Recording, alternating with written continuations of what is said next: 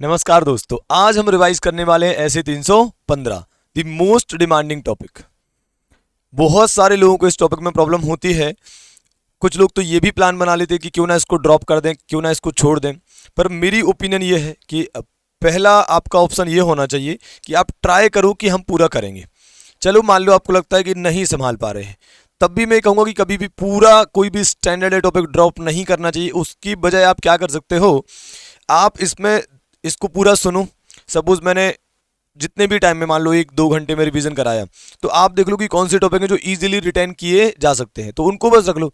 जो आपको लग रहा है कि रिटेन नहीं कर पाएंगे या बहुत ही डिफिकल्ट हैं और ज़्यादा इंपॉर्टेंट भी नहीं है, तो ठीक है, वो आप एक बार ड्रॉप करने का सोच भी सकते हो। पर एक बार सुना हुआ होगा तो आप एटलीस्ट MCQ या फिर केस स्टडी को याद ही तो आप संभाल पाएंगे, राइट। चलिए तो स्टार्ट करते हैं सर। ऐसे 315 नाम क्या है सर? नाम क्या है sir? Identifying and assessing the risk of material misstatement. कैसे? Through understanding the entity and its environment. Identifying and assessing the risk of material misstatement कैसे? Through understanding the entity and its environment. बहुत बढ़िया sir. शुरुआत करते हैं कहां से sir? Meaning of misstatement से। सर मिसस्टेटमेंट क्या होता है? क्या लिखा है sir? It refers to difference between the amount, classification, presentation और डिस्क्लोजर। सिंपल बोलो ना sir, ACPD amount, classification, presentation and disclosure. तो difference between ACPD of reported financial statement item and ACPD that is required for the item to be as per applicable FRF। क्या मतलब हुआ sir? कोई भी amount, classification, presentation या disclosure जो आपने किया है प्लस जो एप्लीकेबल FRF के हिसाब से होना चाहिए, इन दोनों का जो डिफरेंस है वही क्या कहलाता है? मिसस्टेटमेंट कहलाता है। बताइए सर, FRF के हिसाब से क्या होना चाहिए था और आपने क्या करा, है ना? तो reported financial statement item, financial statement में जो आइटम आपने दिखाया है, रिकॉर्ड करा है, रिपोर्ट करा है, और एप्लीकेबल FRF के हिसाब से कैसे करना चाहिए था, इन दोनों का डिफरेंस इज व्हाट? मिसस्टेटमेंट, है ना? ए कैटेगरी क्वेश्चन है भाई, ठीक है। आगे क्या लिखा है सर? इसकी कुछ एग्जांपल्स लिखे हैं। तो एग्जांपल में देखो 1 और 2 साथ में करना है, 3 और 4, 5 और 6। ऐसे तो सर आप कुछ भी लिख सकते हो, पर ठीक है, मैंने एक तरीका बनाया कि आप जल्दी रिकॉल कर पाओगे।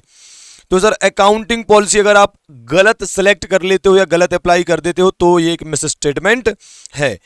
अकाउंटिंग एस्टिमेट आप कुछ और लगाते हो, एप्लीकेबल FRF के हिसाब से कुछ और लगाना चाहिए था। कैपिटल एक्सपेंस को रेवेन्यू एक्सपेंस दिखाते हो या फिर रेवेन्यू को कैपिटल दिखाते हो। फेक एक्सपेंस बुक करना भी क्या है? एक मिसस्टेटमेंट है। फिर रिसीवेबल्स, डेटर्स को ज्यादा दिखाना या कम दिखाना, इन्वेंट्रीज को ओवरस्टेट करना या अंडरस्टेट करना। ठीक है सर, क्या कॉमन है सर? फर्स्ट और सेकंड, अकाउंटिंग पॉलिसी और अकाउंटिंग एस्टिमेट में गलती करना। फिर एक्सपेंस वाला है, कैपिटल को रेवेन्यू, रेवेन्यू को कैपिटल दिखाना और फेक एक्सपेंस बुक करना। और लास्ट में क्या है सर? करंट असेट वाले दोनों पॉइंट है, डेटर को बढ़ाकर या घटाकर दिखाना, इन्वेंट्री को बढ़ाकर या घटाकर दिखाना। सर क्या पहले हेडिंग क्लियर हुई? क्या first heading clear? Yes sir. Second heading क्या है सर? ऑडिट रिस्क क्या होता है? ऑडिट रिस्क क्या होता है सर, बताओ? Risk that auditor gives an inappropriate audit opinion when the financial statement are materially misstated. आप गलत ओपिनियन दे जाएंगे जबकि फाइनेंशियल स्टेटमेंट में मटेरियल मिसस्टेटमेंट है। सिंपल शब्दों में यूं कहो ना सर कि आप क्लीन ओपिनियन दे देंगे जबकि फाइनेंशियल स्टेटमेंट में मटेरियल मिसस्टेटमेंट है। बताओ यारो, क्या मैं सही कह रहा हूं? ओके। इसका अपोजिट ऑडिट रिस्क के अंदर कवर नहीं होता है। क्या मतलब सर? आप बताओ, फाइनेंशियल स्टेटमेंट में कोई गड़बड़ नहीं है, फाइनेंशियल स्टेटमेंट क्लीन है, और आप मॉडिफाइड ओपिनियन दे देते हो, मॉडिफाइड ओपिनियन दे देते हो, तो इसको ऑडिट रिस्क में कवर नहीं किया है ना। फिर क्या लिखा है sir? Audit risk is the function of risk of material misstatement and detection risk. तो अपन पढ़ भी चुके हैं कि ऑडिट रिस्क का मतलब होता है ROMM into DR, राइट। ठीक है सर। ऑडिट रिस्क में क्या इंक्लूड नहीं होता? 2 चीजें इंक्लूड नहीं होती सर। पहली बात, risk that auditor might express an opinion that financial statement are materially misstated when they are not. मतलब आपको क्लीन ओपिनियन देनी चाहिए थी लेकिन आपने मॉडिफाइड ओपिनियन दे दी। समझ रहे हो? तो इसको काउंट नहीं किया गया है। मैंने बहुत डिटेल में बहुत आराम से इनके पीछे की रीजनिंग आपको बताई थी। फिर क्या है sir? Audit risk is a technical term related to process of auditing. It does not refer to auditor's business risk such as loss from litigation, adverse publicity, etc.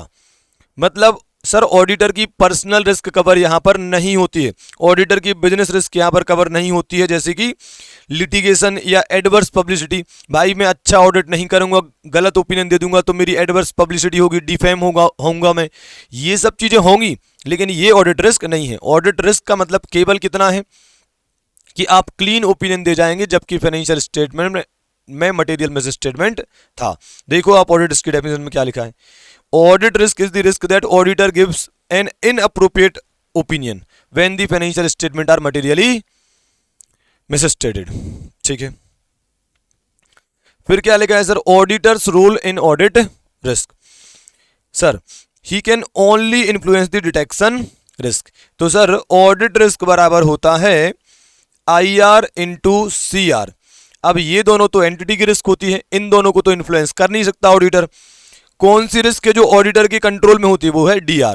तो अगर ऑडिटर को कभी ऑडिट रिस्क को adjust करना है, बढ़ाना या घटाना है, तो वो केवल किसकी हेल्प से कर सकता है?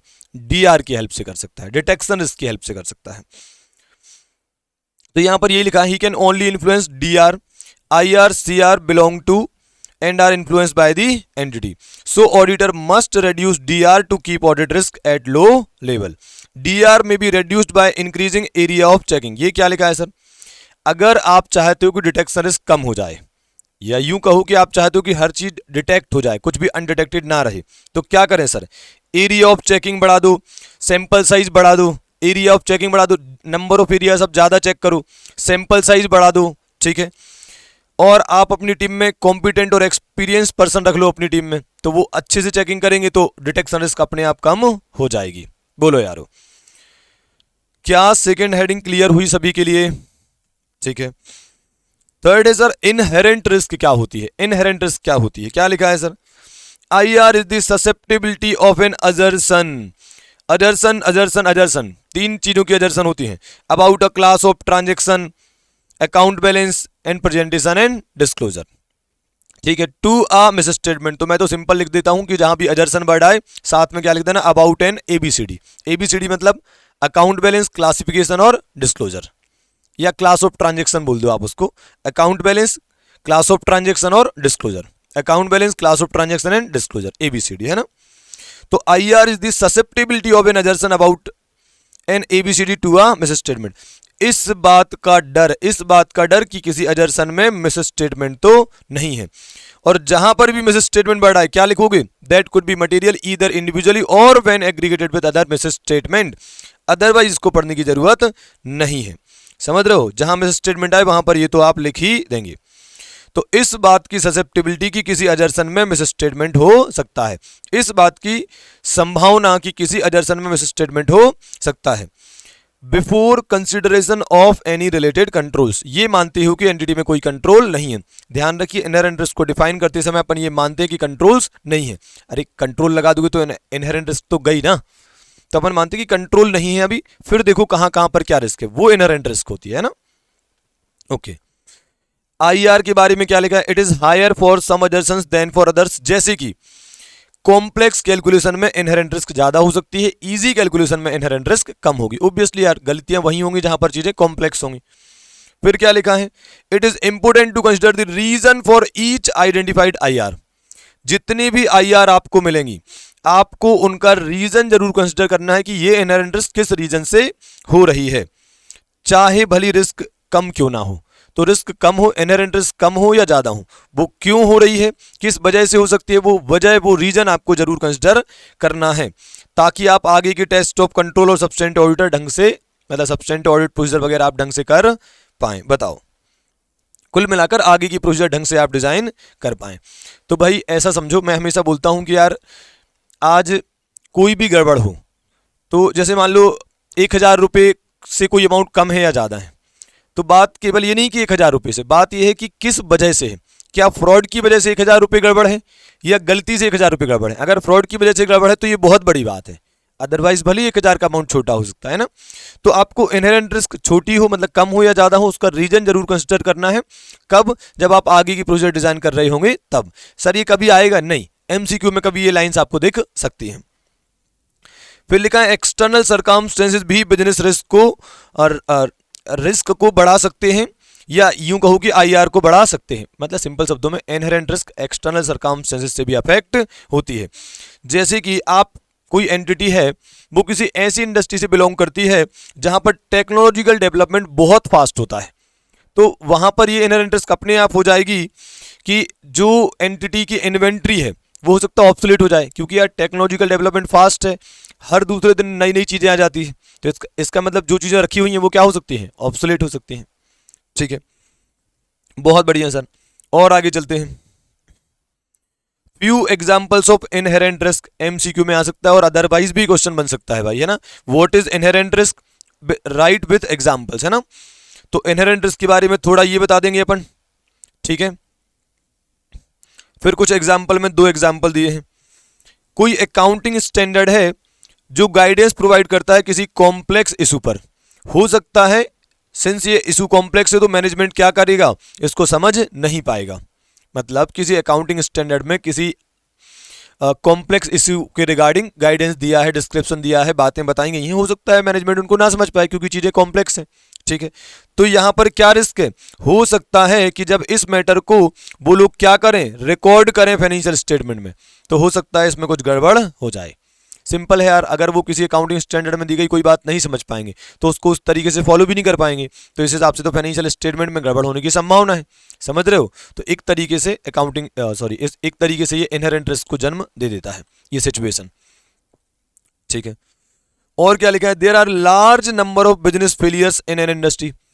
आप जिस एंटिटी का ऑडिट करने गए हो वो एंटिटी किसी ऐसी इंडस्ट्री से बिलोंग करती है जहां पर बहुत सारी एंटिटीज, या यूं कहोगी पूरी इंडस्ट्री की इंडस्ट्री ही फेल चल रही है, लॉस में चल रही है, प्रॉब्लम में चल रही है। अगर ऐसा है तो पॉसिबिलिटी है कि जिस एंटिटी का ऑडिट करने हम गए हैं वो भी लॉस में चल रही होगी, वो भी प्रॉब्लम में चल रही होगी। अब जो इंसान प्रॉब्लम में चलता है वो गलत भी कर सकता है, जिसकी परिस्थितियां खराब होती हैं वो हो सकता है अपने आप को अच्छा दिखाने के लिए फाइनेंशियल स्टेटमेंट में कुछ विंडो ड्रेसिंग कर जाए। तो इसका मतलब वहां पर इनहेरेंट रिस्क है कि वो कोई मटेरियल में स्टेटमेंट कर जाए। ठीक है तो 2 एग्जाम्पल यहां पर दिए हैं।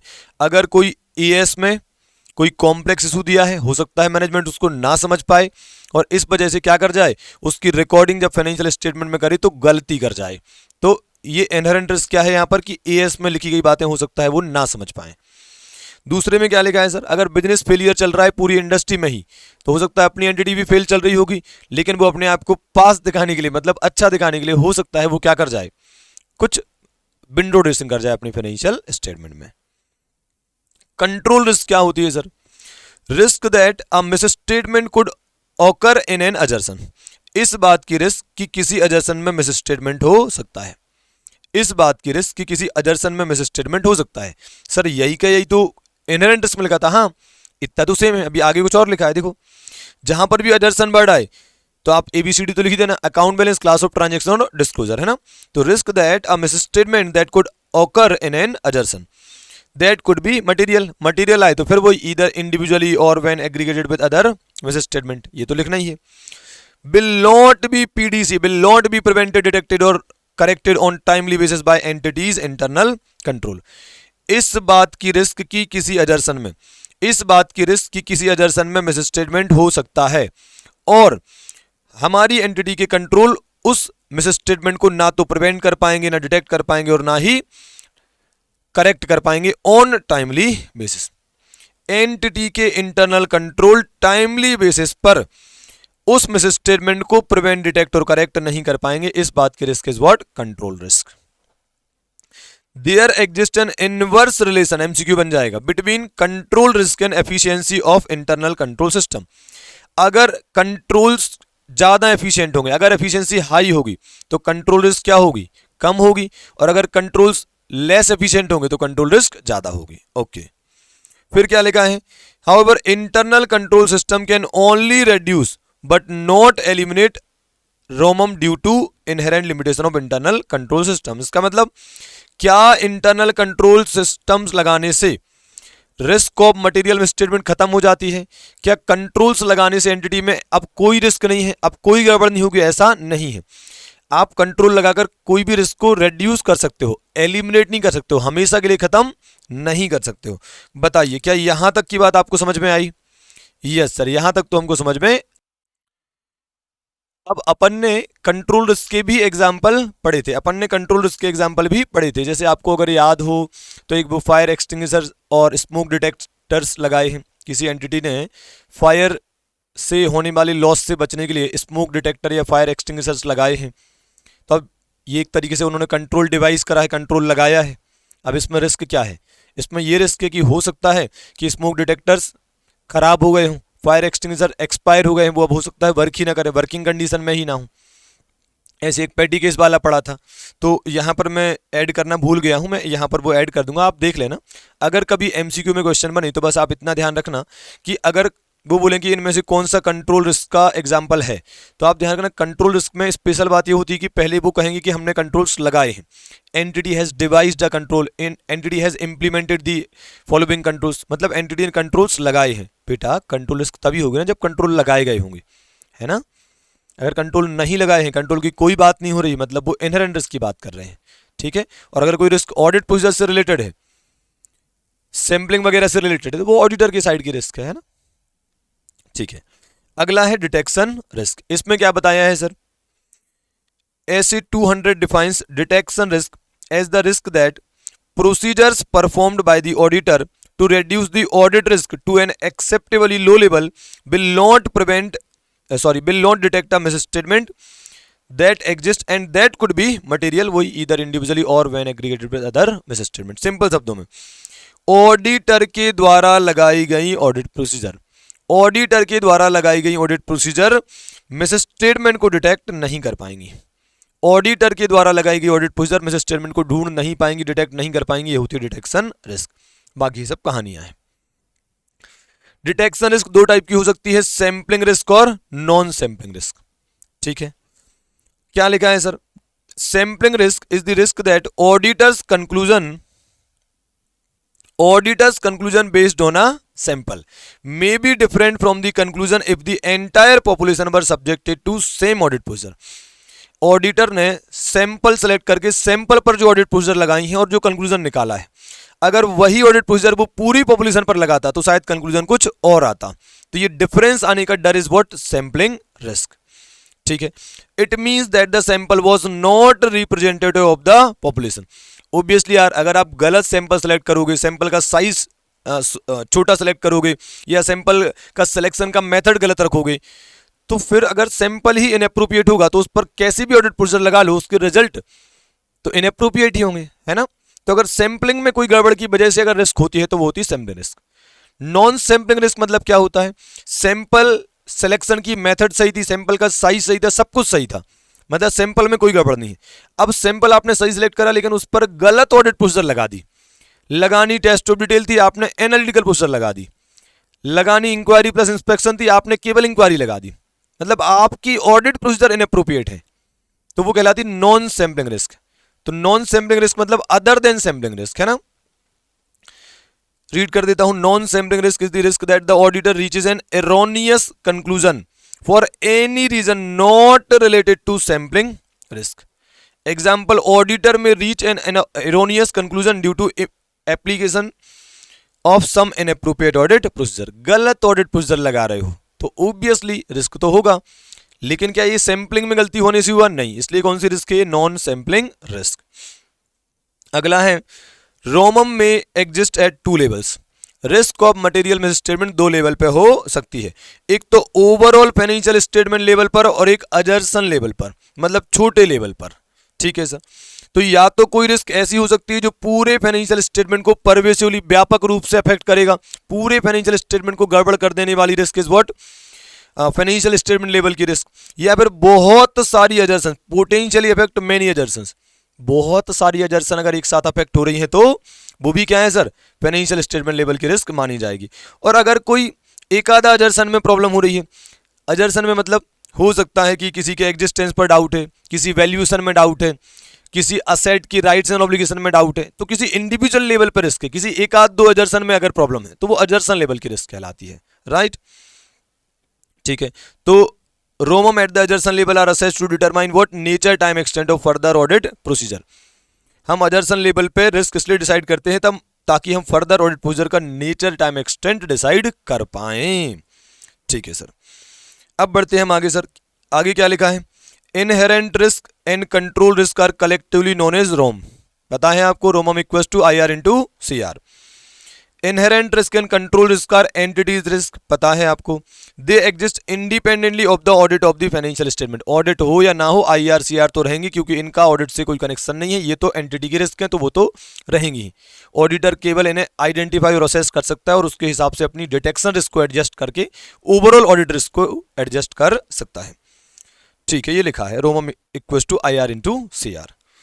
अगला है relationship between ROMM and detection risk.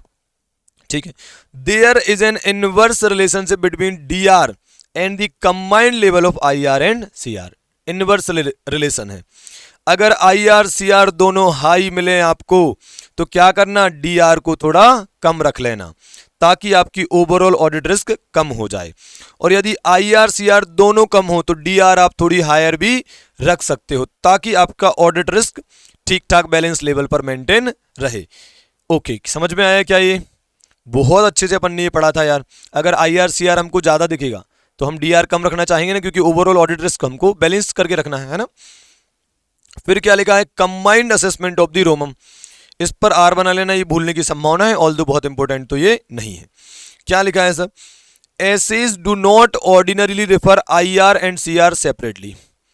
जो स्टैंडर्ड्स ऑन ऑडिटिंग है, आप बताओ जब भी अपन रिस्क के बारे में बात करते हैं तो हमेशा क्या लिखा रहता है, risk of material miss statement. इसका मतलब स्टैंडर्ड्स ऑन ऑडिटिंग कभी भी IR CR के बारे में अलग अलग बातें नहीं करते, वो तो इसको ओवरऑल एक ही रिस्क मानते हैं, ROMM।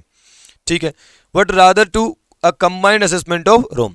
मतलब एसेज IR CR अलग से रेफर नहीं करते हैं, बल्कि उनका असेसमेंट एक साथ करते हैं as a risk of material misstatement. However auditor के पास ऑप्शन है, ऑडिटर में मेक सेपरेट और combined assessment of IR and CR depending on the audit techniques and other practical considerations. मतलब ऑडिटर चाहे तो IR CR का separate assessment भी कर सकता है और कंबाइंड असेसमेंट भी कर सकता है। एसेज क्या करते हैं, नॉर्मली कंबाइंड करते हैं। ऑडिटर के पास दोनों ऑप्शन है, सेपरेट भी कर सकता है, कंबाइंड भी कर सकता है, जैसे मर्जी आए करो। The assessment of ROMM may be expressed in quantitative terms such as percentage और in non quantitative terms। तो भाई इनका कहना यह है कि जो रोमम है उसको आप क्वांटिटेटिव टर्म्स में भी मेजर कर सकते हो और नॉन क्वांटिटेटिव टर्म्स में भी। यार सिंपल है, रोमम का यूज क्या है, ज्यादा या कम पता चल जाए आपको। अब चाहे आप उसे परसेंटेज में बोल दो कि यार 80% है, 70% है, या फिर बस आप इतना बोल दो कि ज्यादा है या कम है। उससे करना क्या है, बस उससे ये डिसाइड करना है कि ज्यादा होगी तो हम उस हिसाब से फर्दर ऑडिट प्रोसीजर डिसाइड करेंगे, और अगर कम होगी तो उस हिसाब से फर्दर ऑडिट प्रोसीजर डिसाइड करेंगे, है ना। फिर व्हाट मैटर्स मोस्ट, सबसे ज्यादा मैटर क्या करता है कि भाई ऑडिटर रिस्क को ढंग से असेस करे। आप क्वांटिटेटिव टर्म्स में कर रहे हो, नॉन क्वांटिटेटिव टर्म्स में कर रहे हो, कैसे कर रहे हैं वो सब ठीक है, मेनली जो मैटर करता है कि आप रिस्क का असेसमेंट ढंग से करें ताकि आप आगे की प्रोसीजर अच्छे से डिसाइड कर सकें, है ना। No matter how they choose to do it, कैसे कर रहे हो वो नहीं है, आप रिस्क का असेसमेंट सही से करो, ये मैटर करता है। IR CR अलग अलग कर रहे हो, मिलाकर कर रहे हो, उससे मतलब नहीं, ओवरऑल रिस्क का असेसमेंट सही से करना है। फिर it can be concluded from the above that audit risk equals to क्या होता है, रोमम इंटू DR या फिर IR into CR into DR। बहुत बढ़िया सर, बोलो क्या यहां तक समझ में आया? अब आपको पता है मैंने आपको हेडिंग क्या बताई थी, SE 315। एक्चुअली क्या है, अपन ने क्लास में पढ़ा था डिस्कशन अबाउट रिस्क। तो ये जो ऑडिट रिस्क के बारे में डिस्कशन है ये पूरा अलग से दिया हुआ है और 315 में कंटेंट अलग से है, पर मैंने इसको अलग अलग नहीं किया, मैंने एक साथ ही बता दिया। ऐसे सही मायने में देखा जाए तो अब तक हमने जो भी पढ़ा है वो 315 में नहीं है, वो अलग से है। इनफैक्ट यूं कहना चाहिए कि मोस्ट ऑफ दी जो बातें हमने पढ़ी हैं वो ऐसे 200 में दी है, पर इन सबसे कोई खास फर्क पड़ता इसलिए नहीं है बेटा, क्योंकि अल्टीमेटली आपको कॉन्सेप्ट पता होना चाहिए, कहाँ लिखा है ये बहुत ज़्यादा मैटर नहीं करता है। और वैसे भी मैंने आपको अदरवाइज भी बताया है कि एक सेपरेट कंटेंट है, SE 315 यहां से शुरू होता है सही मायने में, ठीक है। ओके, तो शुरू करते हैं सर। अगली हेडिंग क्या है sir, identifying and assessing the risk of material miss statement.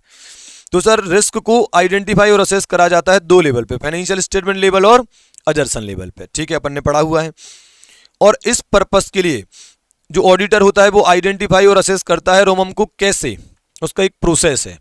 सबसे पहले वो रिस्क को आइडेंटिफाई करता है, सबसे पहले वो रिस्क को आइडेंटिफाई करता है, कब करता है, while obtaining an understanding of the entity, its environment and its internal control।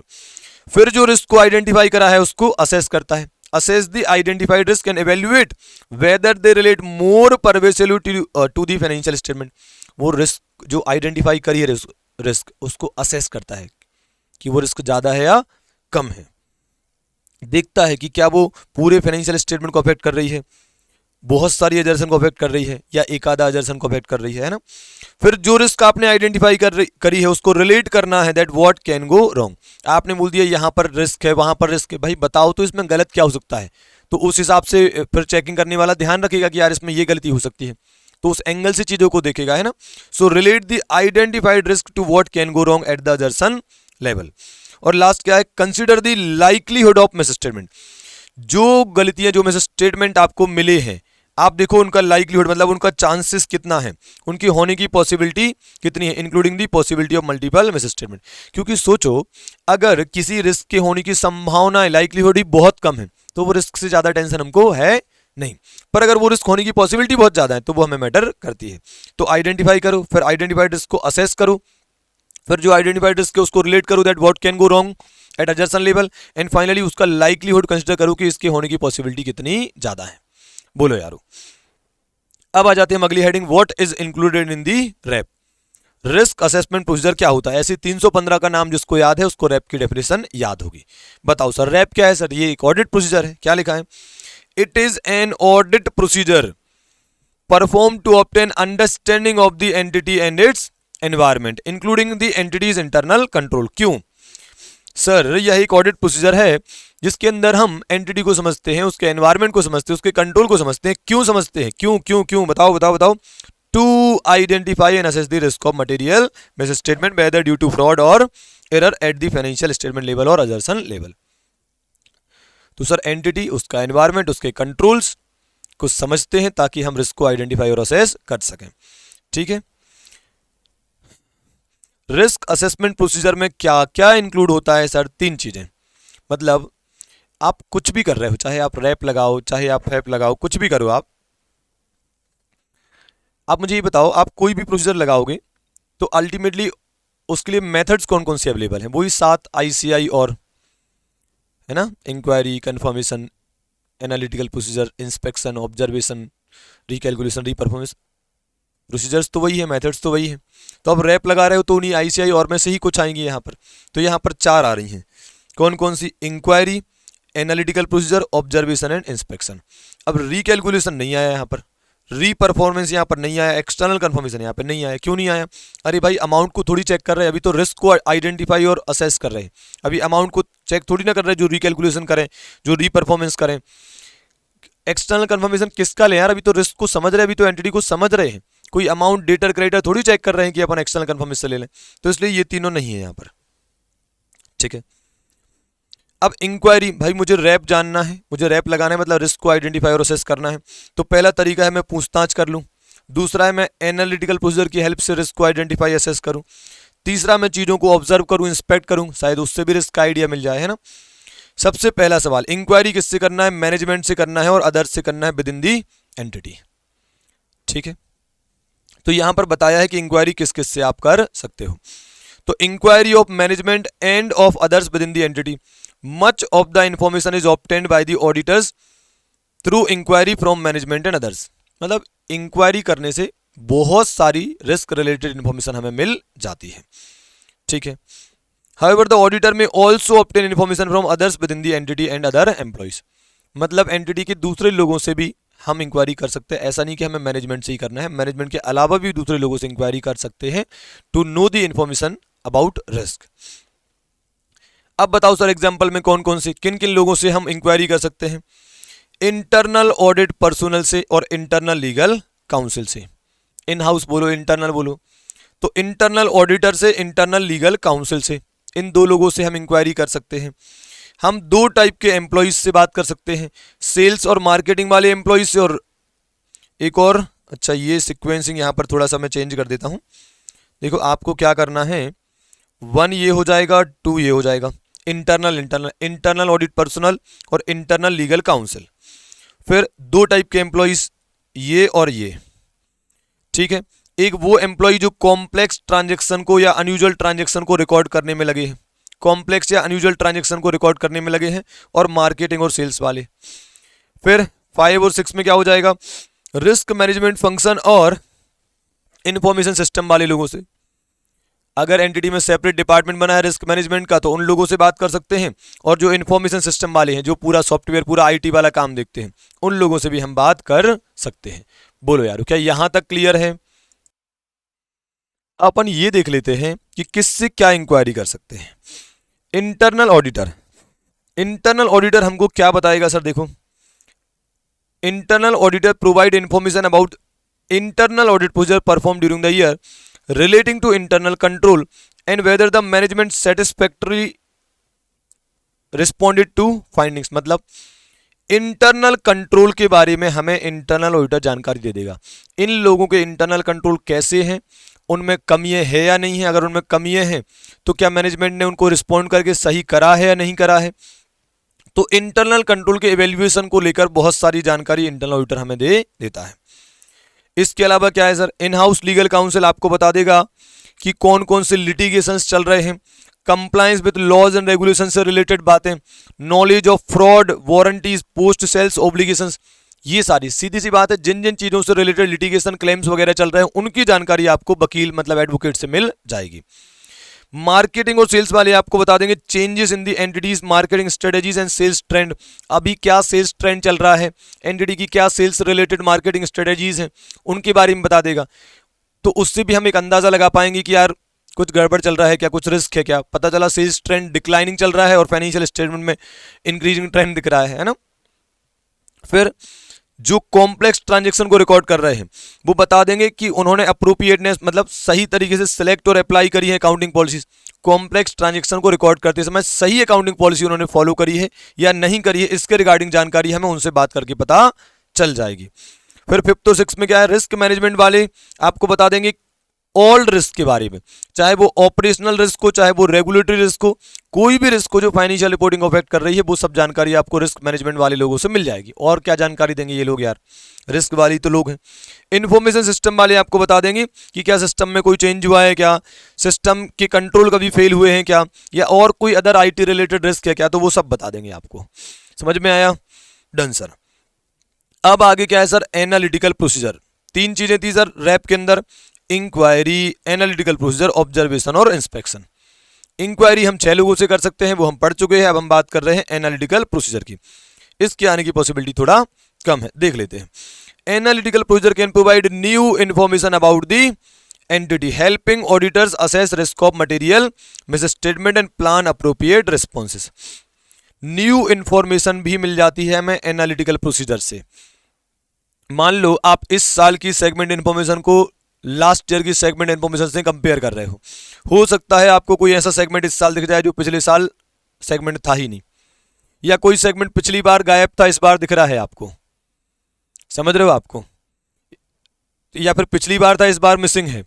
तो ऐसी आपको नई इंफॉर्मेशन कंपैरिजन करके मिल सकती है। कंपैरिजन करना मतलब क्या, एनालिटिकल प्रोसीजर लगाना। तो एनालिटिकल प्रोसीजर आपको न्यू इंफॉर्मेशन दे सकती है जिससे आप रिस्क को असेस कर सकते हो और उस हिसाब से आगे के रिस्पॉन्स डिसाइड कर सकते हो। Analytical procedure performed as RAP may include both financial and non financial information. जब भी बेटा एनालिटिकल प्रोसीजर की बात करो तो ये जरूर लिखो कि इसके अंदर हम फाइनेंशियल और नॉन फाइनेंशियल दोनों डेटा को मिलाकर स्टडी करते हैं और फिर इवेल्युएट करते हैं फाइनेंशियल इंफॉर्मेशन को। यही तो डेफिनेशन भी है इसकी, है ना। फॉर एग्जाम्पल रिलेशनशिप स्टडी करना सेल्स और नंबर ऑफ यूनिट सोल्ड में, ठीक है। तो selling price, average selling price into number of unit sold multiply करोगे तो आपका सेल्स का आप अंदाजा लगा पाओगे कि लगभग कितना सेल्स होना चाहिए, है ना।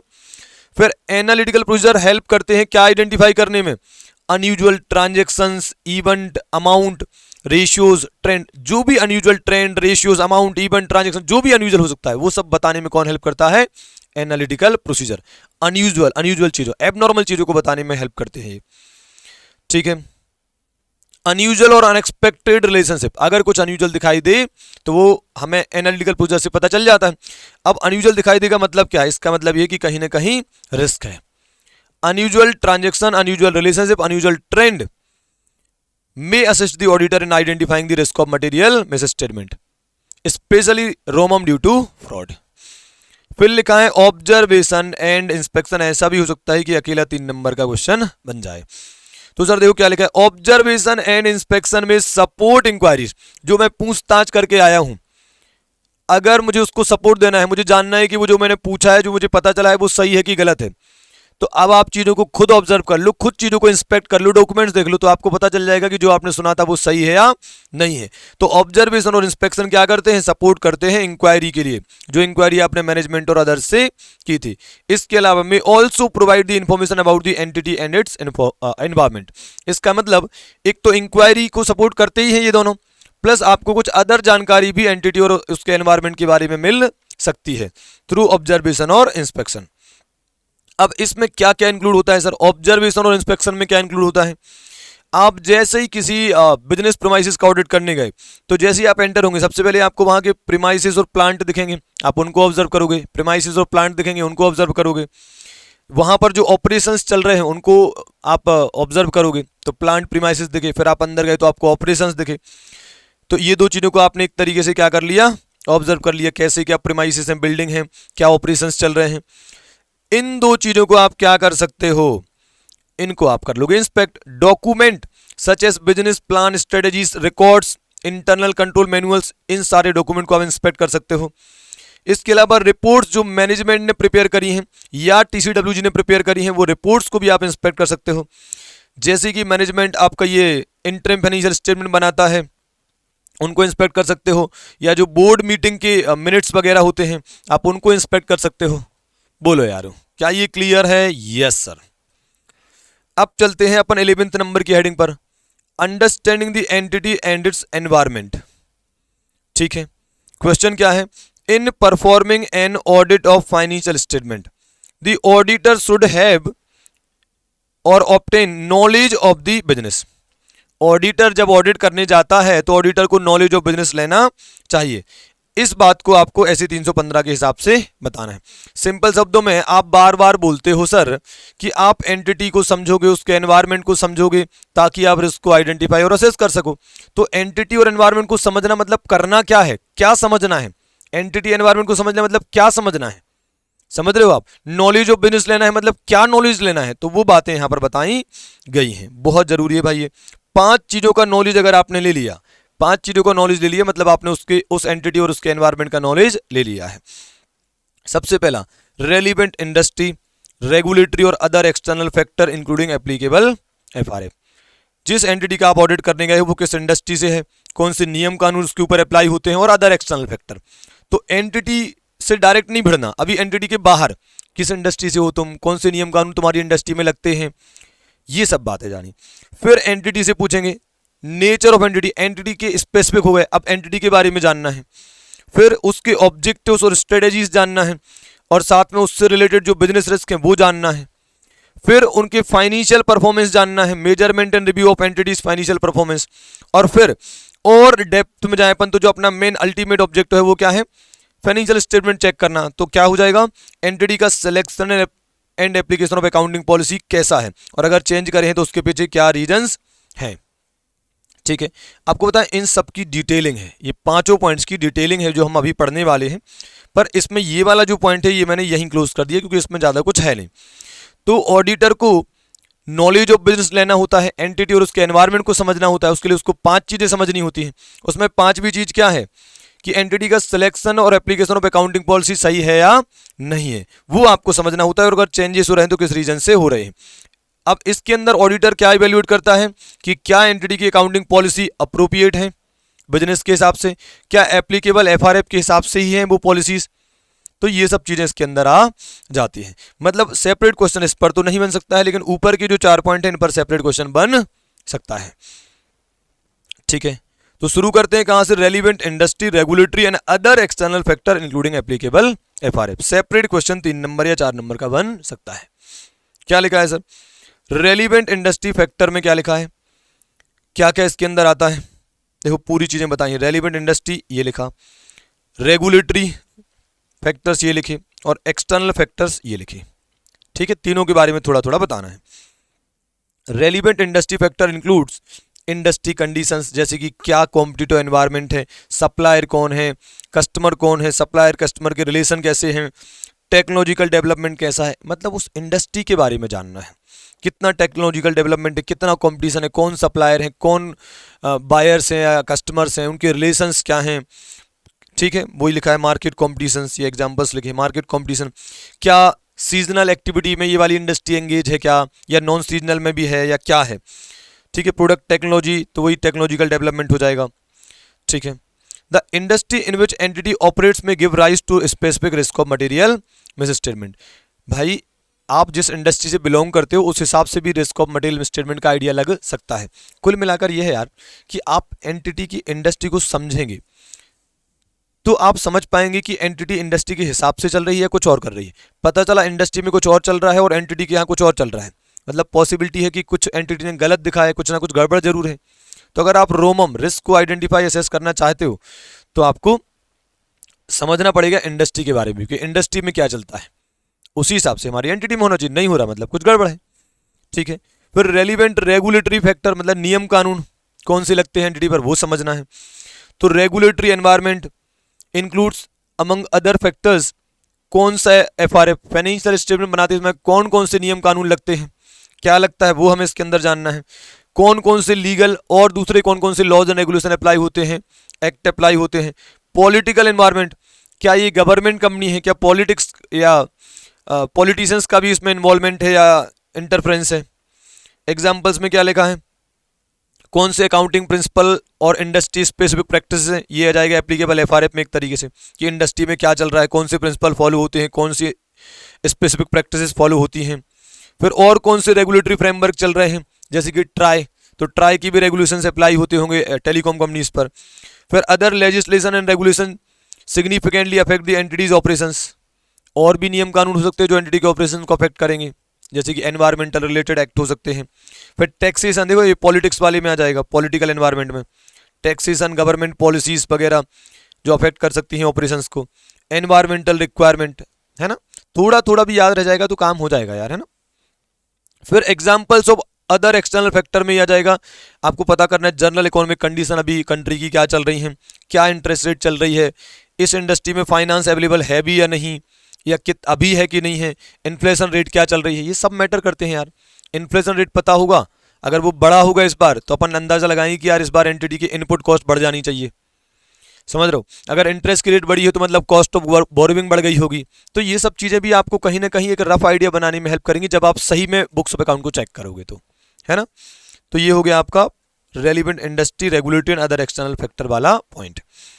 अगला है nature of entity. Nature of entity में क्या समझना है, तुम्हारा ओनर कौन है, गवर्नेंस स्ट्रक्चर क्या है, क्या तुम्हारे यहाँ सेपरेट ऑडिट कमेटी बनी है, बोर्ड ऑफ डायरेक्टर्स हैं, और भी 17 कमेटी हैं, जिससे आपका बहुत बढ़िया तरीके से एंटिटी का गवर्नेंस स्ट्रक्चर बनाया गया है, जिस तरीके से एंटिटी को चलाया जाता है। या फिर छोटी मोटी एंटिटी है जहां पर वही ओनर, वही डायरेक्टर, वही सब कुछ है, तो कौन ओनर है, गवर्नेंस स्ट्रक्चर कैसा है। ठीक है, who are the major shareholders, ये एग्जाम्पल लिखे है ना, who are the major shareholders, who are the persons responsible for decision making, कौन सुपरवाइज करता है। ठीक है, कौन इंडिपेंडेंट डायरेक्टर्स हैं क्या, ऐसी सब चीजें आ जाएंगी। तो एंटिटी से पूछो तुम्हारा मालिक कौन है भाई, ओनर कौन है, गवर्नेंस स्ट्रक्चर क्या है, कैसे एंटिटी को गवर्न करते हो, चलाते हो। फिर तुम्हारे यहाँ ऑपरेशंस क्या होते हैं, एग्जाम्पल क्या लिखे हैं, रेवेन्यू के सोर्सेज क्या क्या हैं, कौन कौन से प्रोडक्ट एंड सर्विसेज में डील करते हो, कहाँ कहाँ पर ऑपरेशन है, लोकेशंस ऑफ प्रोडक्शन फैसिलिटीज, क्या ऑपरेशन करते हो तुम लोग, की कस्टमर्स कौन से हैं, ये सब बातें आ जाएंगी, कि सप्लायर्स कौन कौन से हैं, ये सब चीज़ें इसमें आ जाएंगी। ठीक है, देखो इनके एग्जाम्पल्स अलग से लिखे हुए थे नीचे, तो मैंने क्या करा, इसी के अंदर एग्जाम्पल लिख दिया ताकि आपको याद रह सके, है ना। फिर the way entity is structured and how it is finance, entity किस तरीके से स्ट्रक्चर्ड है, उसका डेट स्ट्रक्चर क्या है, इक्विटी स्ट्रक्चर क्या है, या किस तरीके से उसके पास पैसा आया है। तो फाइनेंस एंड फाइनेंसिंग एक्टिविटीज जैसे कि मेजर सब्सिडरीज कौन सी हैं, डेट स्ट्रक्चर क्या है, ये सब इसमें आ जाएगा। टाइप्स ऑफ इन्वेस्टमेंट, मतलब कहाँ पर एंटिटी ने इन्वेस्टमेंट किए हैं या करने का प्लान कर रही है, जैसे कि कहाँ पर कैपिटल इन्वेस्टमेंट एक्टिविटीज करी हैं या प्लान कर रही हैं या रिसेंटली करी हुई हैं, है ना। एक आध और एग्जांपल के तौर पे अपन बोल सकते हैं financial reporting, accounting principle and revenue recognition practices जैसी चीजें भी यहाँ पर आ जाएंगी जब एंटिटी के बारे में जान रहे होगे। तो सिंपल करते हैं सर, सिंपल करते हैं। एंटिटी के बारे में क्या क्या जानना है, नेचर ऑफ एंटिटी में क्या क्या जानना है, तुम्हारा ओनर कौन है, गवर्नेंस स्ट्रक्चर क्या है, ओनर कौन है, गवर्नेंस स्ट्रक्चर क्या है। एक बात क्लियर हो गई क्या, बोलो। सेकंड थिंग, एक सेकंड अपना, ओनर कौन है, गवर्नेंस स्ट्रक्चर क्या है, क्या करते हो तुम, पैसा कहां से आता है, पैसा कहां लगाते हो। फिर से देखो, तुम्हारा ओनर कौन है, करते क्या हो, पैसा कहां से आता है, फाइनेंसिंग कहां से आती है और इन्वेस्टमेंट कहां करते हो, खत्म। ठीक है, और थोड़े थोड़े एग्जाम्पल जोड़ देना। फिर क्या लिखा है, an understanding of the nature of entity enables the auditor to understand whether the entity has a complex structure. For example, क्या इसमें बहुत सारी सब्सिडरीज हैं, तो अगर आप ये जानेंगे, ये सब जानकारी ले लेंगे तो आपको पता चल जाएगा कि एंटिटी का स्ट्रक्चर कॉम्प्लेक्स है या फिर इजी है। अगर कॉम्प्लेक्स स्ट्रक्चर है, जैसे कि बहुत सारी holding subsidiaries, associate, joint venture वगैरह हैं, तो अगर तो उसको, उस स्ट्रक्चर को हम कॉम्प्लेक्स स्ट्रक्चर कहेंगे। और अगर ऐसा हुआ तो हम समझ जाएंगे कि यार रिस्क ऑफ मटेरियल मिसस्टेटमेंट ज़्यादा हो सकती है। ऐसे केसेस में रिस्क ज़्यादा हो सकती है जहाँ पर कॉम्प्लेक्स स्ट्रक्चर है। और कॉम्प्लेक्स स्ट्रक्चर कैसे पता चला, जब आपने पूरी एंटिटी को समझा कि पैसा कहाँ से आ रहा है, लगा कहाँ रहे हो। ठीक है, इसके अलावा the understanding assist in determining whether related party transaction have been identified and accounted for appropriately. जब आपको पता चल जाएगा पैसा कहाँ से आया, कहाँ लगा रहे हैं, तो रिलेटेड पार्टी भी तो यही है, तो रिलेटेड पार्टीज का पता चल जाएगा। तो फिर आप ये भी अंदाजा लगा पाओगे कि क्या रिलेटेड पार्टी ट्रांजैक्शंस को अप्रोप्रिएटली इन्होंने डिस्क्लोज करा है, अकाउंट फॉर करा भी है या नहीं करा है। ठीक है, तो ये हो गया आपका नेचर ऑफ एंटिटी।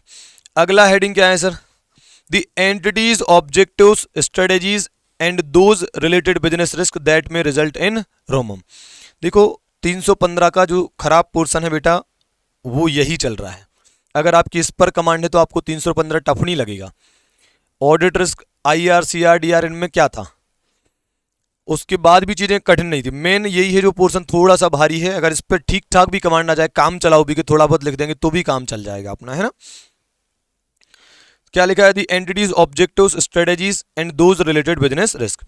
तो देखो स्ट्रेटेजीज क्या होती हैं sir, approaches by which management achieve its objective.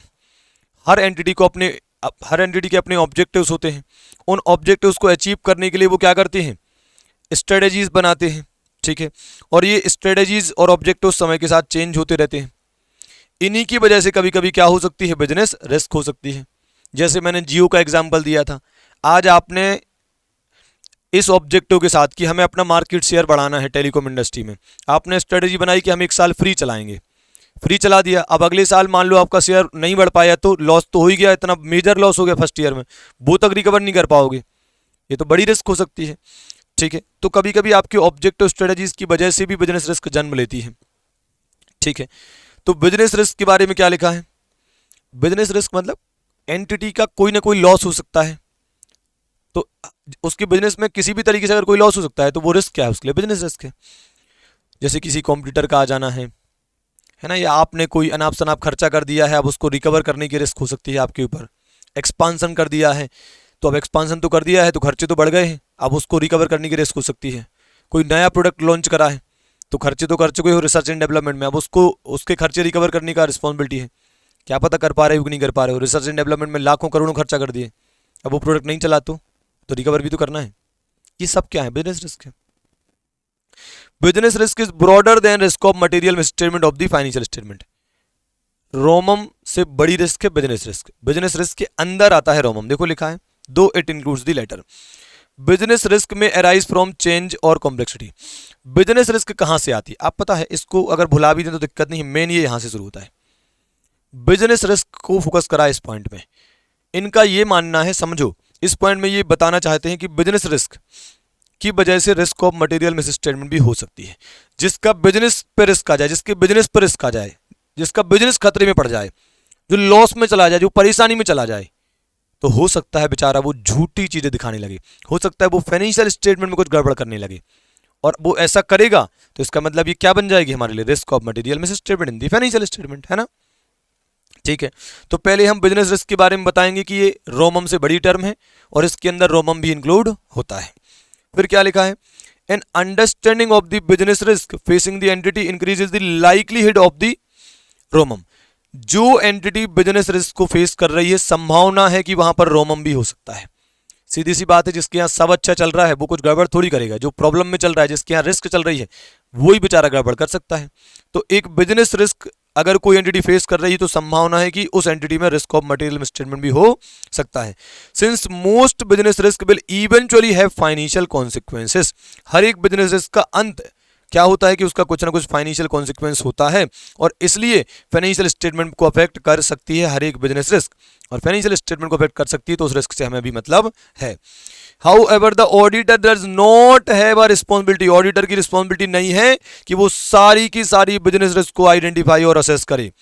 क्यों? क्योंकि उसको केवल उन वाली बिजनेस रिस्क से मतलब है जिनकी वजह से रोमम हो सकता है।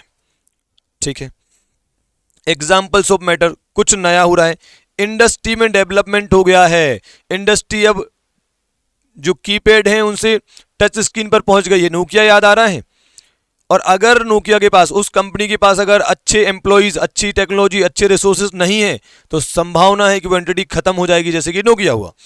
तो इंडस्ट्री डेवलपमेंट में क्या लिखा है, अब पोटेंशियल रिलेटेड बिजनेस रिस्क क्या हो सकती है, entity does not have the personnel और expertise to deal with the changes in the industry.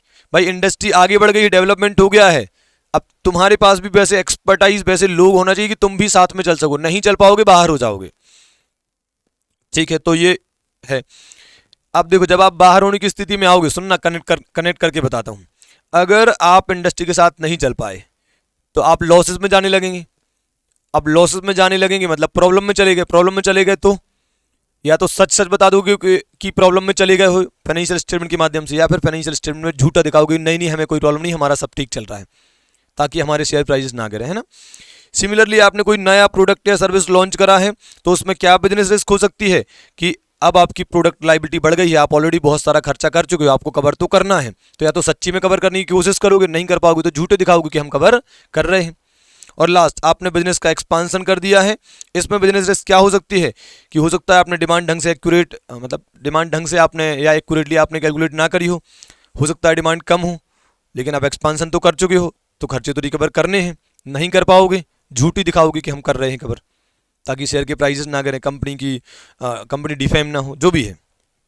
अच्छे दिखना कौन नहीं चाहता है, तो या तो दिख लो अच्छे या दिखा लो अच्छे से, झूठा दिखा लो, है ना। बेटा ये पॉइंट्स हैं जो थोड़ी भारी है, जिनकी वजह से 315 खराब लगता है। मुझे ये लगता है बेटा कि कभी भी ऐसा मत बोला करो कि 315 खराब है, आप मार्क करो कौन से ऐसी हेडिंग्स है जिनकी वजह से बार बार प्रॉब्लम होती है, जिनकी वजह से ये पूरा स्टैंडर्ड खराब लगने लगता है। उन हेडिंग्स पे अटैक करो, उनको बार बार देखो, और उनमें केवल इतना देख लो कि काम चलाओ लिख लो, ये ज़्यादा इंपॉर्टेंट है भी नहीं, इतना हो जाए कि थोड़ा बहुत हम संभाल सकें। 4 नंबर का है तो 2 नंबर कम से कम हमें यहां से मिल जाएं। फिर क्या है, the measurement and review of the financial performance. Auditor entity के फाइनेंशियल परफॉर्मेंस को मेजर और रिव्यू इसलिए करता है क्योंकि अगर फाइनेंशियल परफॉर्मेंस किसी का खराब चल रहा है, डिक्लाइनिंग चल रहा है, तो जो खराब स्थिति में होगा वो गलत भी कर सकता है, और अगर किसी का परफॉर्मेंस अच्छा चल रहा है तो संभावना है कि वो गलत नहीं करेगा। आप ऐसे ही सोच सकते हो। प्लस इसके अलावा कुछ और भी बातें हैं जो इसमें हमें समझनी है, ये तो मोटा मोटी मैंने बताया। देखो ये मैनेजमेंट के एंगल से सुनना, management will measure and review those things they regard as important. ठीक है, मैनेजमेंट चीज़ों को मेजर और रिव्यू करते हैं, तो वो क्या मेजर करते हैं, परफॉर्मेंस मेजर करते हैं, मतलब किसने कैसा परफॉर्मेंस करा, कौन सा डिपार्टमेंट कैसे काम कर रहा है, सारी चीज़ें वो परफॉर्मेंस मेजर करते हैं। अब परफॉर्मेंस मेजर क्या करते हैं, प्रेशर क्रिएट करते हैं एंटिटी के ऊपर। सीधी सी बात है, अगर किसी एंटिटी के ऊपर ये प्रेशर है कि हमें सेल्स बढ़ानी ही है, तो क्या होगा, या तो वो मोटिवेट होकर सेल्स को सही में बढ़ाने की कोशिश करेगी, नहीं बढ़ा पाएगी तो झूठी दिखाएगी, विंडो ड्रेसिंग करके दिखाएगी कि सेल्स हमारी बढ़ रही है।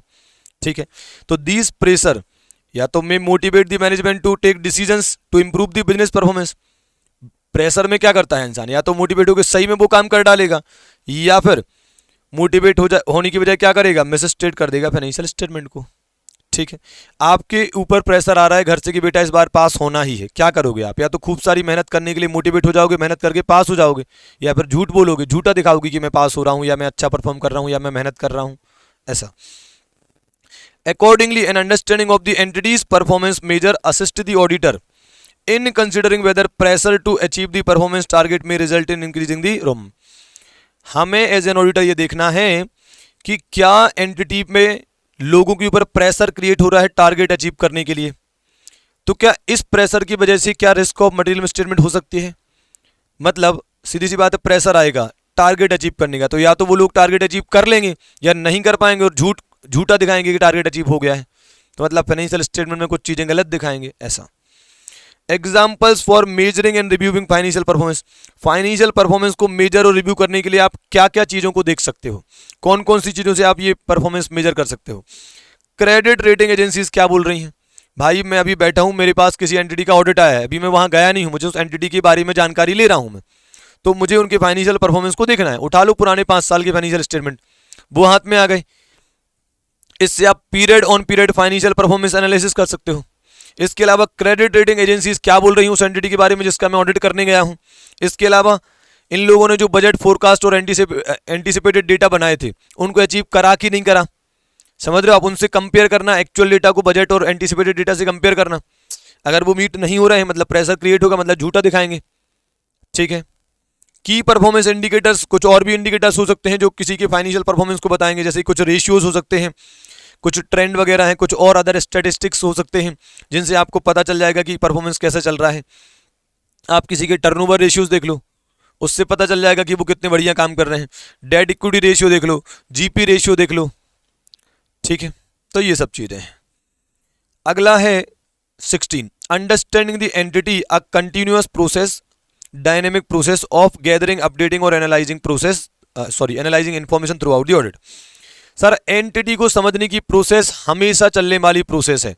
एंटिटी का जब हम ऑडिट करने जाते हैं तो कोई 2 मिनट में, ऐसा नहीं होता कि 2 दिन एंटिटी को समझ लिया बस फिर ऑडिट करेंगे, फिर एंटिटी को समझेंगे नहीं।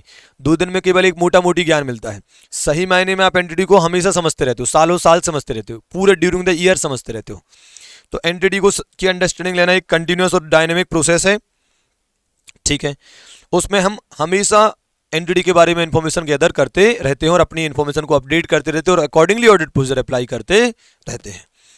तो इन्होंने लिखा है कि the understanding establishes a frame of reference with in which the auditor plans the audit. एक बार हम एंटिटी को समझ जाएं तो हम बढ़िया तरीके से अपने ऑडिट को प्लान कर पाते हैं और प्रोफेशनल जजमेंट एक्सरसाइज करते हैं through out the audit. For example, मतलब ऑडिट को प्लान कर लिया और अगर आप एंटिटी को समझ गए हो, तो आप उस हिसाब से ऑडिट करोगे और ऑडिट करने में आप कई जगह पर प्रोफेशनल जजमेंट का यूज करते हो। आपने एंटिटी को अच्छे से समझ लिया तो आपको एक फ्रेम ऑफ रेफरेंस मिल जाएगा कि ऑडिट को प्लान कैसे करना है, ऑडिट को करना कैसे है, ठीक है। और जब आप ऑडिट करोगे तो ऑडिट के दौरान आप कई जगह पर प्रोफेशनल जजमेंट यूज करते हो। और पता है पूरा का पूरा डिस्कशन इसी बारे में लिखा है यहाँ पर कि ऑडिटर कौन कौन से एरियाज में प्रोफेशनल जजमेंट लगाता है। सवाल ये कि सर ये बात अचानक से कहाँ से आ गई। जो भी बातें करना है वो केवल इस बारे में करनी थी कि एंटिटी की इन्फॉर्मेशन ऑब्टेन करना, एंटिटी को समझने का जो प्रोसेस है वो कंटिन्यूस प्रोसेस है। ये मैटर कहाँ से आ गया इसमें प्रोफेशनल जजमेंट वाला, इसलिए तो इस पर आर बनाना चाहिए। सिंपल है भाई, मैंने एंटिटी को समझ लिया, उसके एनवायरनमेंट को समझ लिया, अब ये प्रोसेस तो हमेशा चलने वाली है, मैं एंटिटी को समझ रहा हूँ, ठीक है सर। इससे क्या हो जाएगा, एक फ्रेम ऑफ रेफरेंस मिल जाएगा कि मुझे ऑडिट प्लान कैसे करना है, ऑडिट कंडक्ट कैसे करना है। अब जब मैं ऑडिट करूंगा या ऑडिट शुरू करूंगा, स्टार्ट कर रहा हूं, प्लान कर रहा हूं या ऑडिट कर रहा हूं, दोनों में ही मैं प्रोफेशनल जजमेंट जब लगाऊंगा तो ये जो मैंने अंडरस्टैंडिंग ली है ये काम करेगी। ये अंडरस्टैंडिंग से ही आपका प्रोफेशनल जजमेंट सही होगा, समझ रहे हो। तो ऐसे आप लिंक कर सकते हो, या फिर आप ऐसे भी बोल सकते हो कि बताओ वो कौन कौन से एरियाज हैं जहां पर ऑडिटर प्रोफेशनल जजमेंट का यूज करता है ना। तो सुनिएगा, रिस्क ऑफ मटेरियल मिसस्टेटमेंट को निकालने का कोई फॉर्मूला नहीं है, रिस्क को निकालने का कोई फॉर्मूला नहीं है। ऑडिटर अपने प्रोफेशनल जजमेंट से ही रिस्क डिसाइड करता है। सिमिलरली मटेरियलिटी निकालने के लिए कोई फॉर्मूला नहीं है कि जिससे एग्जैक्ट निकल जाएगी कि ये मटेरियलिटी है, वो भी ऑडिटर प्रोफेशनल जजमेंट से डिसाइड करता है, ठीक है। तो 1 और 2, 3 और 4, 5 और 6 ऐसे पढ़ना है। तो ऑडिटर जब ऑडिट शुरू करता है, प्लानिंग के दौरान ही वो ये 2 काम कर लेता है, रिस्क डिसाइड कर लेता है, मटेरियलिटी डिसाइड कर लेता है, ठीक है। फिर क्या है सर, फिर वो ऑडिट करना शुरू करता है तो वो उन एरियाज को आइडेंटिफाई करता है जहां पर ज्यादा ध्यान देना है, स्पेशल ऑडिट कंसिडरेशन देना है, जैसे कि रिलेटेड पार्टी ट्रांजैक्शन। दूसरा, ऑडिट करते समय वो मेनली फोकस होता है अकाउंटिंग पॉलिसी का सिलेक्शन और एप्लीकेशन बराबर है कि नहीं। तो ऑडिट शुरू करते समय ये 2 चीजें देखेगा, रिस्क डिसाइड कर ली, मटेरियलिटी का लेवल डिसाइड कर लिया कि इस अमाउंट के ऊपर के अमाउंट ही चेक करना है। फिर ऑडिट शुरू करा तो ये 2 चीजें, कौन कौन से एरियाज पर ज्यादा ध्यान देना है, और अकाउंटिंग पॉलिसी का सिलेक्शन एप्लीकेशन सही हो रहा है, इस पर तो ध्यान देना ही, ये तो मेन काम है। फिर लास्ट के 2 काम क्या है सर? एक्सपेक्टेशन डेवलप करो, जो अमाउंट इन लोगों ने फाइनेंशियल स्टेटमेंट में डिसाइड करे हैं, लिखे हैं या रिकॉर्ड किए हैं, उनके रिगार्डिंग आपको एक्सपेक्टेशन डेवलप करना है with the help of analytical procedure, और फिर आपको उनके regarding sufficient and appropriate audit evidence obtain करना है, ठीक है। और फिर आप कंक्लूजन निकालते हो और अपनी ओपिनियन दे देते हो, है ना। तो एक्सपेक्टेशन डेवलप करते समय भी प्रोफेशनल जजमेंट का यूज होता है, और कौन से एविडेंस सफिशिएंट और अप्रोप्रिएट माने जाएंगे ये भी प्रोफेशनल जजमेंट का मैटर है, कोई फॉर्मूला नहीं है, ठीक है सर, बहुत बढ़िया। तो वो कौन कौन से एरियाज है जहां पर ऑडिटर प्रोफेशनल जजमेंट का यूज करता है, और ये सारी बातें किसके अंदर लिखी हैं कि एंटिटी को समझना एक कंटिन्यूअस और डायनेमिक प्रोसेस है, इसके अंदर ये बातें लिखी हुई हैं, है ना। तो ये उतना कनेक्ट नहीं होता है, बस मैं इतना बोल सकता हूं कि अंडरस्टैंडिंग अगर आप कंटिन्यूअसली ले रहे हो तो आपके जजमेंट सही होंगे। आप जब प्रोफेशनल जजमेंट लोगे इन सब चीजों के रिगार्डिंग तो वो जजमेंट आप अच्छे से ले पाओगे। एंटिटी को नहीं समझोगे तो ये सब गलत होगा, है ना। ऐसे आप थोड़ा कनेक्ट कर सकते हो, है ना। फिर क्या है sir? Risk that require special audit consideration. वो कौन सी रिस्क है जिन पर स्पेशल ऑडिट कंसिडरेशन देना पड़ेगा? ये तो ये A+ क्वेश्चन होना चाहिए, ठीक है। क्या लिखा है sir? In exercising judgement as to which risk are significant risk. कौन सी रिस्क सिग्निफिकेंट रिस्क है? जब ऑडिटर ये डिसाइड कर रहा होगा तो auditor shall consider at least the following. क्या क्या? Whether the risk is related to recent significant economic, accounting और अदर डेवलपमेंट। क्या कुछ नया आया है, जैसे कि चेंजेस इन रेगुलेटरी एनवायरनमेंट? क्या आरबीआई ने बैंकिंग इंडस्ट्री में कुछ नए नए सर्कुलर, कुछ नई नई गाइडलाइंस, कुछ नए नए डायरेक्शन शुरू करे हैं क्या? तो रिसेंट क्या ये रिस्क, देखो मैं हर रिस्क को देखूंगा, हर एक रिस्क को देखूंगा और समझूंगा कि इस रिस्क पर ज्यादा ध्यान देना है कि नहीं देना है। क्या ये रिस्क स्पेशल ऑडिट कंसिडरेशन मांगती है, नहीं मांगती है, ठीक है। तो कैसे डिसाइड करूंगा? पूछूंगा, हर एक रिस्क से बात करूंगा। क्यों रिस्क? तुम बताओ, क्या तुम रिसेंट इकोनॉमिक, अकाउंटिंग या अदर डेवलपमेंट से रिलेटेड हो? क्या तुम रिसेंट डेवलपमेंट से रिलेटेड हो? क्या तुम रिलेटेड पार्टी से रिलेटेड हो? रिस्क से बातें कर रहा हूं। क्यों रिस्क? तुम बताओ, क्या रिलेटेड पार्टी वाली रिस्क हो या फिर रिसेंट डेवलपमेंट वाली रिस्क हो? फिर 3 और 4 में क्या है? क्या तुम कॉम्प्लेक्सिटी ऑफ ट्रांजेक्शन वाली रिस्क हो या अनयूजुअल ट्रांजेक्शन वाली रिस्क हो? कॉम्प्लेक्सिटी ऑफ ट्रांजेक्शन वाली रिस्क हो या अनयूजुअल ट्रांजेक्शन वाली रिस्क हो? फिर क्या तुम फ्रॉड वाली रिस्क हो या डिग्री ऑफ सब्जेक्टिविटी वाले एरिया से बिलोंग करते हो? क्योंकि जिन एरिया में सब्जेक्टिविटी होती है वहां पर तो रिस्क सबसे ज्यादा होती है, क्योंकि वहां पर जजमेंट लगते हैं। तो degree of subjectivity in the measurement of financial information, जितनी ज्यादा सब्जेक्टिविटी, जितना ज्यादा जजमेंट लगेंगे उतना ज्यादा रिस्क होगा। बोलो यार। तो फ्रॉड वहीं होते हैं जहां पर सब्जेक्टिविटी ज्यादा होती है, ठीक है। तो ये आपको थोड़ा ध्यान रखना है। फिर आ जाते हैं हम 18 नंबर पर। सिग्निफिकेंट रिस्क क्या होती है? सिग्निफिकेंट रिस्क किससे रिलेटेड होती है, और कौन सी रिस्क ऑलवेज सिग्निफिकेंट ही होती है? बस इसके बाद ये इंटरनल कंट्रोल वाला पार्ट शुरू हो जाएगा। तो बस ये आखिरी हेडिंग है जो हमें इस लेक्चर में कवर करनी है। और अभी हुआ है कितना? 1 घंटा 3 मिनट। 1 घंटे में अपन आधा स्टैंडर्ड पढ़ चुके हैं, उसमें डिस्कशन अबाउट रिस्क भी कवर हो गया है। मेरे हिसाब से 1 घंटे का वीडियो और बनेगा और ये खत्म हो जाना चाहिए पूरा मतलब ये 315 है ना। चलो इसको देख लेते हैं जल्दी से। Meaning of significant risk. Significant risk क्या होती है सर? वो इनहेरेंट रिस्क। सिग्निफिकेंट रिस्क क्या होती है? वो इनहेरेंट रिस्क जिसकी होने की संभावना भी बहुत ज्यादा है, higher likelihood of occurrence and higher magnitude of potential misstatement. ऐसी रिस्क जिसका इंपैक्ट भी बड़ा होगा, जिसका मैग्नीट्यूड भी बड़ा होगा और जिसके होने की लाइक्लीहुड या पॉसिबिलिटी या चांसेस भी ज्यादा है। जैसे बाढ़ आ जाए और उसके चांसेस ज्यादा भी है, मान लो जो फ्लड अफेक्टेड एरियाज होते हैं तो वहां पर बाढ़ आने की संभावना भी बहुत ज्यादा है और उसका इंपैक्ट भी बहुत बड़ा होगा। अगर ये दोनों चीजें एक साथ हैं तो वो रिस्क क्या है? आपका सिग्निफिकेंट रिस्क है ना। हायर लाइक्लीहुड ऑफ ऑकरेंस और higher magnitude of potential misstatement. फिर कौन सी 2 रिस्क हमेशा सिग्निफिकेंट रिस्क मानी जाएंगी? कौन सी 2 रिस्क हमेशा सिग्निफिकेंट रिस्क मानी जाएंगी? यहां भी एमसीक्यू बन सकता है, यहां भी एमसीक्यू बन सकता है, ठीक है सर। रिस्क अगर फ्रॉड की वजह से है, अगर रिस्क फ्रॉड की वजह से है तो उस रिस्क को हमेशा ही सिग्निफिकेंट रिस्क माना जाएगा। अगर risk related party transaction that are outside the normal course of business से रिलेटेड रिस्क है तो उस रिस्क को हमेशा क्या माना जाएगा? सिग्निफिकेंट रिस्क माना जाएगा।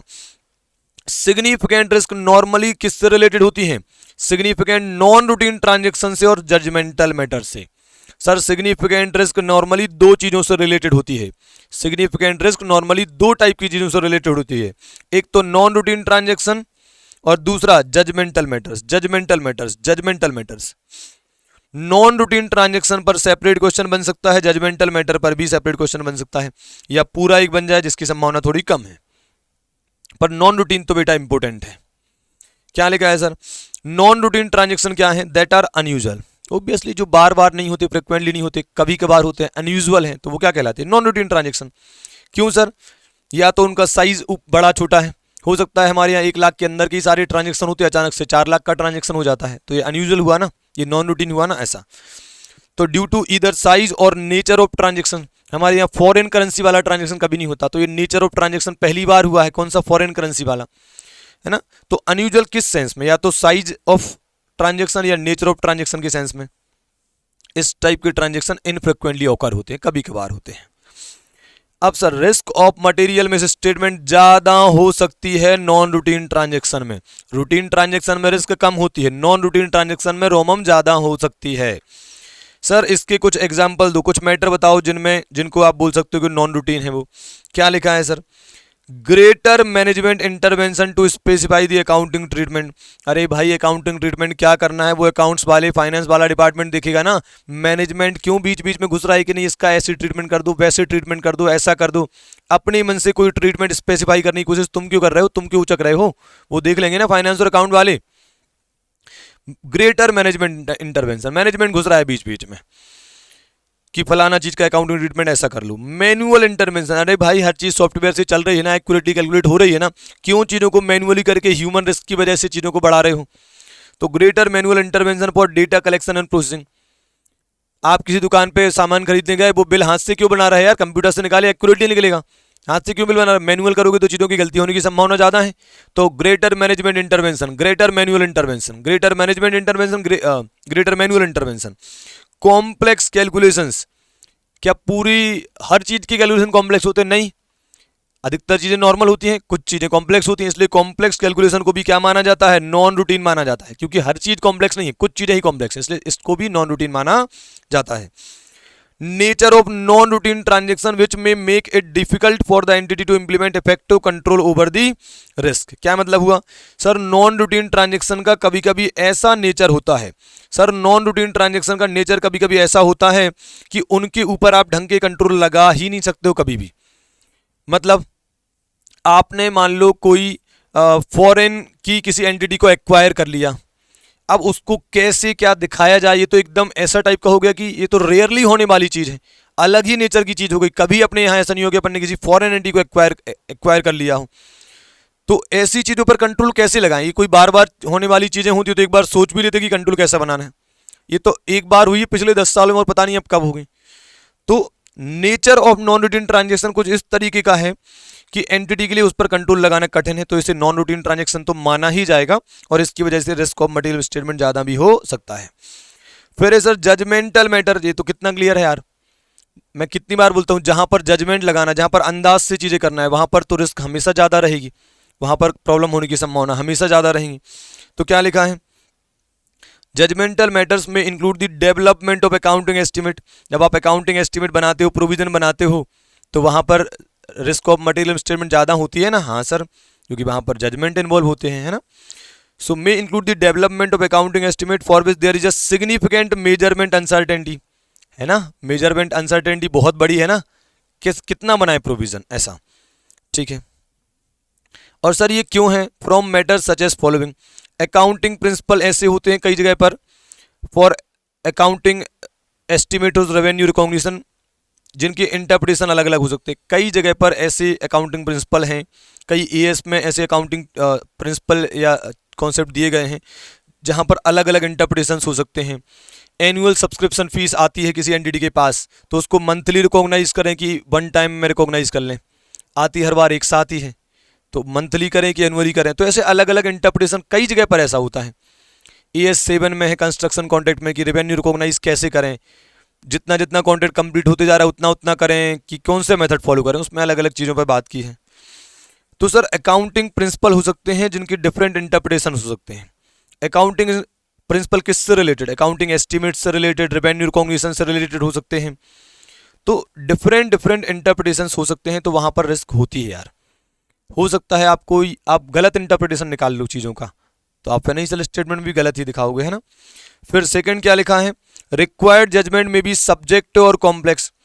जो जजमेंट आप लगा रहे हो वो क्या है, सब्जेक्टिव है या कॉम्प्लेक्स है, या फिर उसमें एजम्पशंस लगने वाली हैं about the effect of future event, जैसे कि judgement about fair value of current asset. Current asset की फेयर वैल्यू क्या होगी, जजमेंट लगना है। जजमेंट कुछ एजम्पशंस पे ही आधारित होगा, या जजमेंट लगाना कॉम्प्लेक्स भी हो सकता है कभी कभी। तो कुल मिलाकर सीधी सी बात यह है यार कि आपको इतना मगजमारी करने का ज़रूरत नहीं है। सिंपल याद रखो कि जजमेंटल मैटर्स में क्या हो सकती है, रिस्क ज़्यादा हो सकती है, क्योंकि वहाँ पर आपको वहाँ पर एक सिग्निफिकेंट मेजरमेंट अनसर्टेनिटी होती है, वहाँ पर सब्जेक्ट टू डिसीजन लेने होते हैं, वहाँ पर मन से चीज़ें करनी पड़ती हैं। थोड़ा ध्यान रह जाए तो आप लिख देना कि कई जगह पर ऐसे अकाउंटिंग प्रिंसिपल्स आते हैं जिनके डिफरेंट इंटरप्रिटेशंस हो सकते हैं।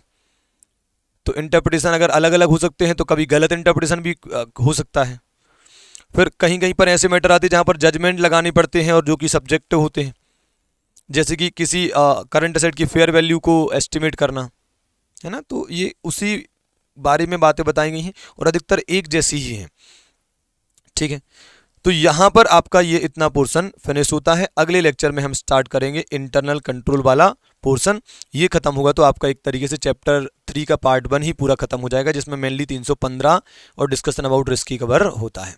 चलो okay, thank you so much, bye bye.